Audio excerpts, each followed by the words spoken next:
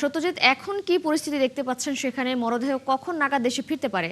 দেখুন, এই যে পার্ক সার্কাসের যে পিস ওয়ার্ল্ড, অর্থাৎ যে হিমঘর আছে যেখানে দেহগুলি রাখা আছে, এখান থেকে দেহগুলি নিয়ে কিন্তু এই যে আর কি মৃতদের, তারা যখন জীবিত এসেছিলেন কলকাতায় অর্থাৎ ভারতে, তখন যে পাসপোর্ট তারা বহন করেছিলেন সেই পাসপোর্ট গুলো কিন্তু ক্যান্সেল করতে হবে। অর্থাৎ এখান থেকে এই যে স্বজনরা, মৃতদের যে স্বজনরা এসছেন দেহ নিতে, তারা এখান থেকে যাবেন আর কিছুক্ষণের মধ্যেই কলকাতার ডেপুটি হাই কমিশন বাংলাদেশ, সেখানে গিয়ে তারা, যেহেতু পাসপোর্ট গুলো বাংলাদেশের, সেখান থেকে তারা ক্যান্সেল করবে। এবং ডেপুটি হাই কমিশন থেকে এসে দেহগুলো পিস ওয়ার্ল্ডে নিতে আসবে, এসে তারপর এখান থেকে কিন্তু পেট্রাপোল বেনাপোলের উদ্দেশ্যে রওনা দেবে। যেটা শোনা যাচ্ছে যে ভারতীয় সময় সমস্ত কাজ মিটিয়ে কিন্তু 11টা থেকে 12টা বাজতে পারে এই পিস ওয়ার্ল্ড থেকে বেরোতে। এরপর কিন্তু পেট্রাপোল পর্যন্ত পৌঁছাতে আরো 3 ঘন্টা সময় লাগবে কম করে। এবং সব মিলিয়ে দুপুর 2টোর আগে কোনোভাবেই কিন্তু বাংলাদেশে এই মরদেহ ঢুকতে পারবে না, যে সময়সীমা আমরা যা দেখছি। তো প্রক্রিয়া শুরু হয়েছে আর কি।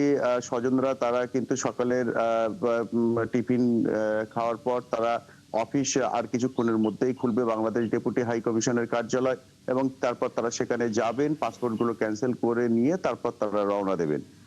6 জনের মোট মরদেহ 7 জনের মধ্যে কিন্তু বাংলাদেশে যাচ্ছে। আর রেবতী সরকার সাতক্ষীরার বাসিন্দা, তার যে মরদেহ তার আত্মীয়রা কলকাতায় কেওড়াতলা এই নিমতলা মহাশ্মশানে কিন্তু গভীর রাতে দাহ করেছে। এবং মোট 7 জনের মধ্যে 6 জনের মরদেহ কিন্তু বাংলাদেশে যাবে।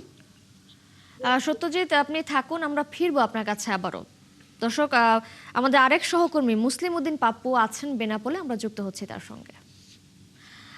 পাপ্পু, মরদেহ কখন পৌঁছাবে? নিহতের স্বজনরা তো সেখানে রয়েছেন, কি বলছেন তারা? আমি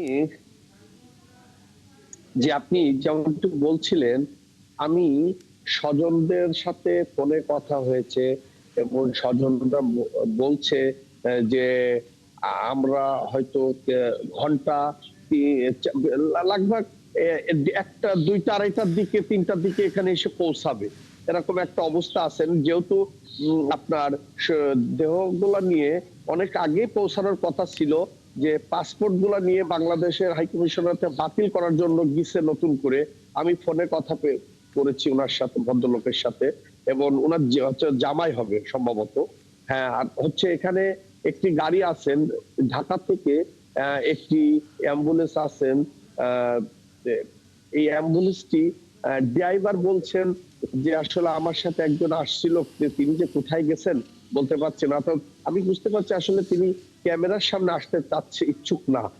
সবকিছু মিলিয়ে এখানে ইমিগ্রেশন ওসির সাথে কথা হয়েছেন, তিনিও প্রস্তুত আছেন। এখানে টোটাল কাস্টমস প্রস্তুত আছেন। সবকিছু মিলে এখানে অ্যাম্বুলেন্সে যে বডিগুলো আসলে, 5 জনের ডেড বডি আসলে সুন্দর করে তারা কাজ করে অ্যাম্বুলেন্সে দিয়ে দিবে বলে প্রস্তুতি সবাই আছে।